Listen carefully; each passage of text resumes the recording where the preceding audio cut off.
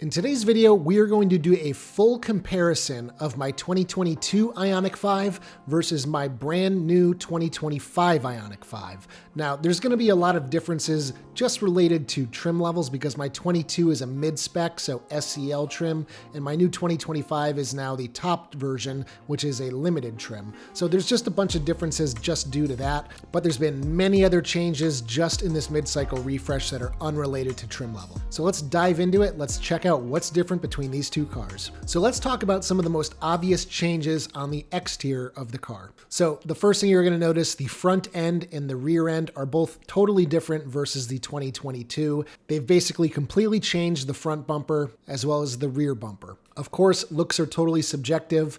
I really like the new front end. I'm kind of torn on the back end. You're going to notice a lot of gloss black plastic on the new front fascia, whereas on the old version, there wasn't very much. The front accent light, now instead of having one little line that shows light through, it comes in pairs of two little lines. Very subtle, but it's a change I got to mention. With those redesigned fascias, the car is now actually 1 inch longer than the 2022. Unfortunately, for some reason, the 2025 Ioniq 5, other than the XRT trim, doesn't have recovery hook ports. So you know when you buy one of these cars, you get that big bolt that comes in your tire mobility kit, I believe.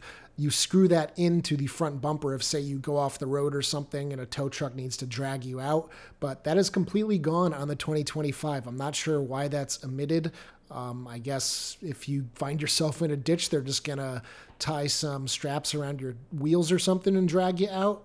I don't know. One of the other big changes on the exterior for 2025, SEL and above all get roof rails. So SEL, XRT, and Limited. Roof rails were not available on the 2024 and earlier Ioniq 5s. The next thing you're going to notice, new wheels across the lineup for 2025. I really like the new wheels. I do prefer the limited all-wheel drive wheels versus the limited rear-wheel drive or lower spec versions of the Ioniq 5. After the wheels, the next most obvious change is going to be the fact that the 2025 now comes with a rear windshield wiper. Hallelujah. I know a lot of people are super excited about that. Another thing that is kind of hard to notice, but if you look hard enough, you'll see it. The rear spoiler has been extended 2 inches versus the old spoiler. I don't know if this was trying to push the air out further over the rear glass before it gets kind of turbulent on the rear windshield wiper. The car does feature Hyundai's new kind of satin silver logos that are much flatter than the outgoing. I think they look really nice. Looking under the charge port door is the next big change for the 2025 US Ioniq 5. I have to specify that because it's only in the US. The car now features a NACS or North American Charging Standard charge port. This does allow you to natively use Tesla superchargers as well as some Iona charging stations and some ChargePoint charging stations, but it's going to take a little bit of time before the other charging vendors start implementing NACS charging cables on their sites. That can't come soon enough, but I will tell you first blush, the NACS charging port is so much better and easier to use than the old CCS port. Underneath that charge port door also, there's now an LED light, and they have also redesigned the button for closing and opening the charge port door.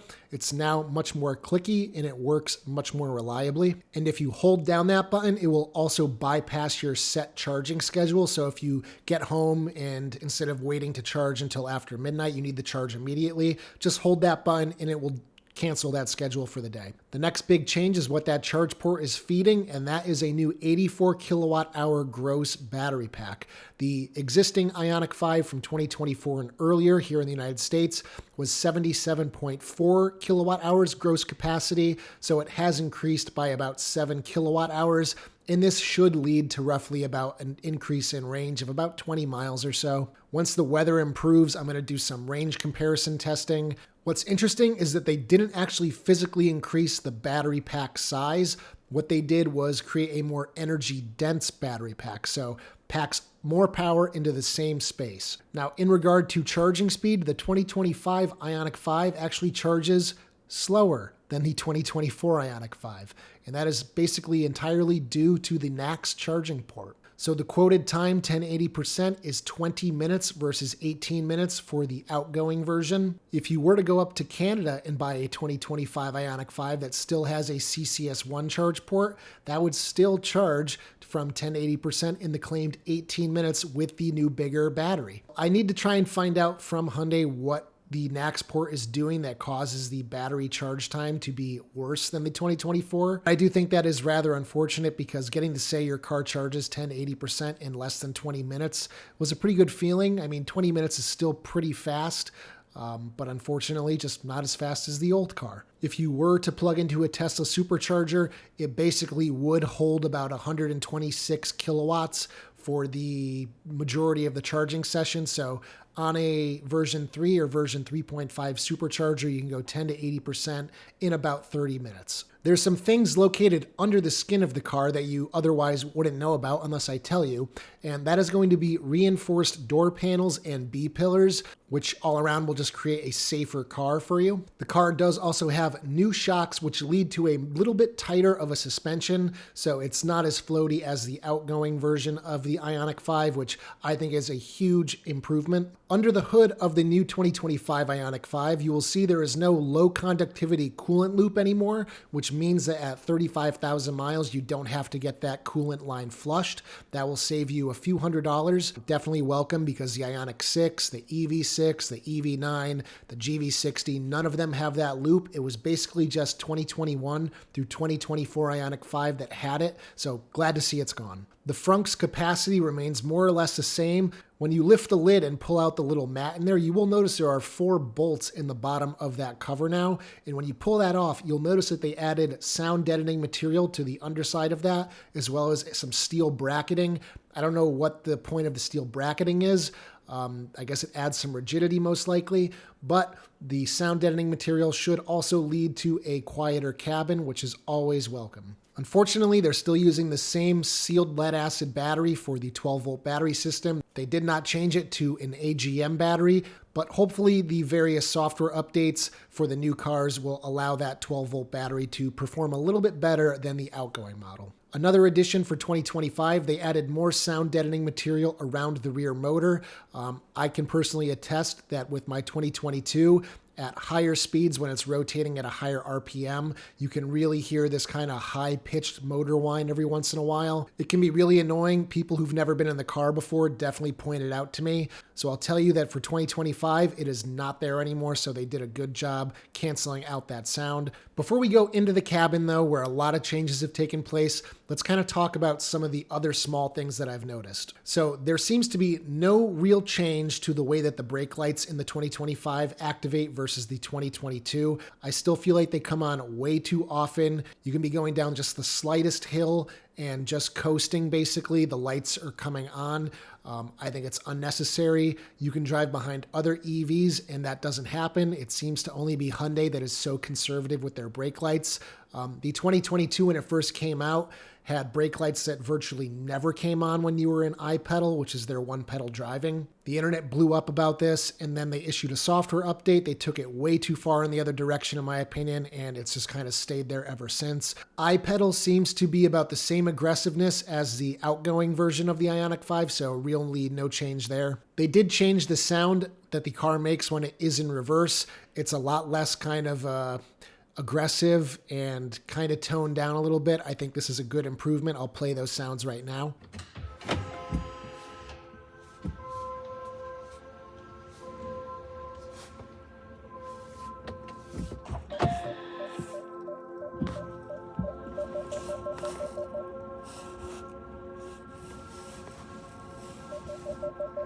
When using the paddle shifters on the back of the steering wheel to go through different regen levels now, when you do click it all the way into iPedal mode, it no longer dings. So that's kind of welcome because it was just another unnecessary sound. Hyundais are known for that. Going along with the reverse sound, they've also greatly improved the quality of the rear-facing camera. It's definitely higher resolution, has better dynamic range. I think all around it just looks so much better. Something you can do with that camera through the My Hyundai app is you can request a surround view image of your car and it will upload those photos to the cloud. So say you have your car parked somewhere, you want to check in on it, just open up the My Hyundai app, request the images, and then within a minute or so, you will have those photos that you can take a look at on your phone. So when it's time to get into your car, you might be using your key fob, and the 2025 Ioniq 5 now has the updated key fob that the rest of the Hyundai lineup is utilizing. You can see that it has the Hyundai logo kind of built into it. I personally prefer the look of the older key fob. I also like the fact that the old key fob does house the key, the physical key to get into the car. Unfortunately, the new key fob does not have a hole to stick the key, so it just kind of dangles from the key fob. Really not crazy about that. You can see that it is more or less the same size as the outgoing key, just about the same thickness. One omission though is that on the old key, you did have a button for opening your charge port door.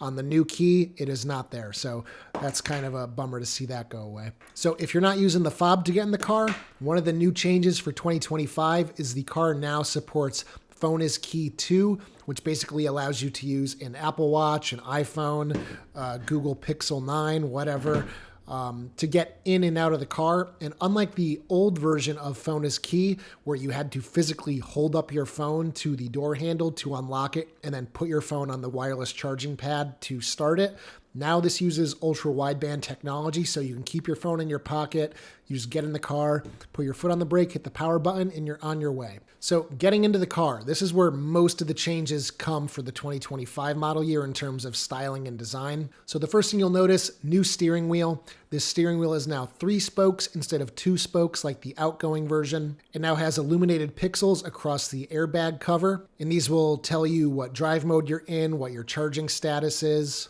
Just kind of a nice little touch. The new steering wheel material does also have more of a texture versus the outgoing version, which was much smoother, much more slippery. The new version of the steering wheel also has capacitive sensors, so instead of having to twist the wheel to let it know that you're there when you're using highway drive assist, now you can just rest your fingers on the back of the steering wheel and it will know you are there. That is a big improvement over the torque-based system in the old car. They've also flipped the buttons on the steering wheel, so now they are in line with the rest of the lineup. The Ioniq 5 was one of the last cars in the lineup to kind of have that layout, so now everything matches. You can get into any Hyundai and you already have the muscle memory built up. For me, owning a 2024 Ioniq 6 was kind of difficult because I'd moved back and forth between the Ioniq 5 and that, and the buttons were always reversed. So in my head, I had to kind of figure out which buttons did which. Every time I got in the car, it got really annoying. They've also changed some of the switches that used to be rockers to now little scroll wheels. So like the volume up and down used to be a button you would push up and down. Now it's just a wheel that you kind of roll with your thumb. Has a really nice knurled texture. I really like it. On top of the steering wheel is now an infrared camera facing the driver, which is used for driver attention monitoring. I personally am not the biggest fan of it. I think it's a little oversensitive. Especially when you're trying to play with the navigation system, trying to find a charger or something. It doesn't appear there's any way you can disable it, so if you're not a fan of having a camera watching you while you're driving, that's just something you're going to have to take into account before you buy one of these cars. The next thing you're going to notice on the dashboard is that the bezel around the 2 screens is now all black. It used to be all white in the outgoing version. I do think that the black looks a lot better, especially considering the fact that you do have 2 separate screens. So there used to be this bar across the middle section. Now it's kind of hidden because it's black, just like the screens if you do keep them in dark mode. Same thing goes for the magnetic pad on the left side of the driver display. Black fabric versus a gray fabric on the outgoing. The software that these screens are now running is called CCNC, or Connected Car Navigation Cockpit. This is Hyundai's latest software that they're utilizing in all their cars now. It features a improved processor, wireless Android Auto and Apple CarPlay, as well as the ability for full over-the-air software updates for the drivetrain, as well as the infotainment system and maps and navigation. So some of the biggest improvements that come with the new software, the big one for me is manual battery conditioning. What this allows you to do is if you're using Google Maps, Waze, Apple Maps to navigate in Apple CarPlay or Android Auto, you don't have to rely on the built-in navigation system to automatically activate battery conditioning. You just simply go into the EV screen, press the button, and boom, The battery is warming up. You can also activate battery conditioning through the My Hyundai app. The only issue is that it only runs for about 29 minutes, so it's not going to get your battery up to an ideal temperature if it's below freezing outside. But if it's like 40, 50 degrees out, it should get you there. So if you're an apartment dweller and you rely on DC fast charging to top up for the week, this could be really useful. You don't have to go out to your car and do it manually. You now also have a My Drive mode. So if you want, say, the acceleration of eco mode, but you like the heavier feel of the steering in sport mode, you can kind of create a custom profile for that, hit the drive mode button on the steering wheel, and it'll get you there. And that kind of ties into the next thing is now you no longer have to hold down the drive mode button to get into snow mode. You just kind of go eco mode, normal, sport, My Drive, and then snow mode, and then you just go around the horn back to the top of the list. Makes it much easier. You don't have to kind of remember that you have to hold down the button for snow mode. The car does now also feature acceleration sounds. So if you kind of want to experience acceleration through sound, you can now activate that. I personally really don't like it, so I leave it off, but that was not on the existing 2024 and earlier Ioniq 5s.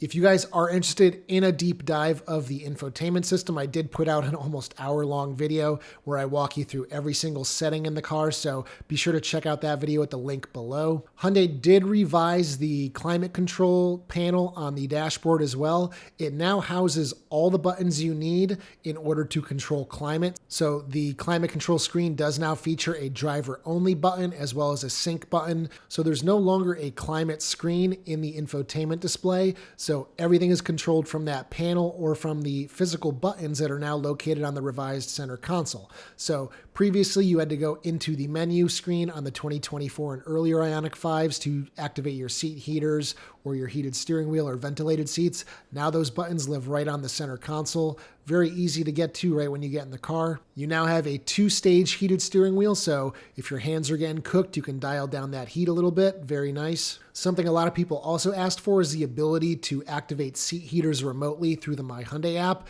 You can now do that with the 2025 Ioniq 5. I personally do really like the new revised center console. I think it is more functional. I like getting in the car and just plopping my phone there on the wireless charging pad instead of reaching down into the center console like on the 2024. But the Qi wireless charging pad is not actively cooled, so your phone will still overheat after, I don't know, an hour or 2 hours or so sitting on there. On my road trip from Denver back to Boston with the car, I did realize my phone was overheating quite often, but the phone was sitting on that wireless charging pad for upwards of 12, 13 hours per day. The car does now also feature all USB-C ports throughout the car. The one located on the dashboard does double duty as both power and data, or just power if you just want to charge a phone. Also located on the dashboard, which is new for 2025, is a button to open the charge port door. I really like having that. So Hyundai did implement some material changes on the front of the new 2025, and this is likely just in the US with the US made cars. So the first thing you'll notice on the driver's seats is that there is no longer any piping material around the perimeter of the seat. This was a really cool little design style that I really liked from my 2022, but that is gone, likely a cost-cutting measure. They did also remove some of the kind of interesting door panel material that was found on the 22 through 24. That is now gone, and they have replaced it with just a typical plastic material. Kind of along the same lines, there used to be real stitching across the top of the driver and passenger door panels. That is now gone. That is now a fake molded inseam. Again, likely a cost-cutting measure. They also removed for the 2025 the grab handle on the driver door above the window. I really like resting my arm there and kind of grabbing it, so bit of a bummer to see that is gone. The cars that are being made in Korea still feature that. If you are moving from a 22 through 24 to a 2025, you're going to be sad to hear that they did change the center console shape and the dashboard kind of footwell shape just enough that your old mats aren't going to fit. They did also move the mounting posts for your floor mats as well. So if you got floor mats, you're likely going to have to scrap them or try and find somebody to donate them to. The car does also feature Lane Keep Assist 2. I have found it works very well at keeping the car centered in its lane. And I'm sure there's all sorts of improvements with all of the other safety systems as well. The car does have Remote Smart Park Assist 2, which should be an improvement over the outgoing version of the car as well. If you drive one of the older Ioniq 5s, then you know that the head-up display on the limited trim does feature alternate reality kind of indicators of where your turn is. That is gone for 2025. You no longer have the AR turn-by-turn navigation. Kind of a bummer. But losing that, you do gain turn-by-turn directions through Google Maps, Waze, or Apple Maps. It is kind of tied to your operating system though, so if you are using an iPhone and Apple CarPlay, then you have to use Apple Maps or you won't get turn-by-turn navigations in the HUD. On the flip side, if you're using Android Auto, you can only use Google Maps or Waze, but I don't even think Apple Maps is available on Android Auto, so I guess that doesn't really matter. All the switchgear in the car, the door releases, all of that is now a darker kind of silver plastic now. It used to be a lighter color. I think the darker look looks a little bit better. In the back seat, they did fix one of my biggest complaints with the old car, and that is when you get a passenger getting out of the back of the car and they accidentally twist up the seatbelt buckle. It would just vibrate against the C-pillar of the car. Really annoying. Multiple times I'd have to get out of the car after I dropped somebody off just to get out and to untwist that seatbelt. But they did kind of remedy that. They did create a big cutout right there so it no longer vibrates. I did do some testing. You'll see that footage on screen right now with the audio of it vibrating as you're going over a rough road. There is now also a radar-based rear seat occupant alert. So it has a radar sensor above the headliner in the back seat, and that will sense any movement and alert you when you are getting out of the car if somebody's in the back moving around. I did also notice that all of the lighting throughout the car is now LED. At least with my 2022 SEL, the trunk lighting as well as the vanity mirror lights were all incandescent. They are now all LED. Moving back into the trunk, there's really not much to talk about. They did change the shape of that as well, so your cargo mat will also not fit from a 2022 through 2024 in your 2025. The only real difference in the cargo area is when you go under the floor. Because of that NACS charge port, you have to have a box for a relay to swap between level 2 and level 3 charging. So that now lives under the floor next to the subwoofer. It definitely eats up most of that underfloor storage space, so you get a little bit less storage space with the 2025. Now this one isn't new for 2025 Ioniq 5. 2024 had it, but 22 and 23 did not, and that is free BlueLink for life for the first owner of the car. So with 22 and 23 Ioniq 5s, after your 3-year trial was over, you would have to begin paying. Now you basically get the basic functionality of BlueLink for life. That includes remote start with climate control, remote lock and unlock, vehicle diagnostics, destination search, and remote car finder. So I've gone through and thought about it multiple times, and that's really all I can come up with. If I did miss something, let me know down in the comments section. So I hope this video kind of helps you guys that are on the fence of moving from an earlier Ioniq 5 to the new Ioniq 5. Make a decision whether you think it's worth it or not. But yeah, if you guys did find this video useful, give it a thumbs up. Check out my store at ioniqguy.com for accessories for your Hyundai, Kia, or Genesis EV. Consider becoming a channel member for as little as 99 cents per month. For $3 per month, you can gain early access to all my videos, as well as a 5% discount to my store. And as always, I will see you guys in the next one. Take care, everybody.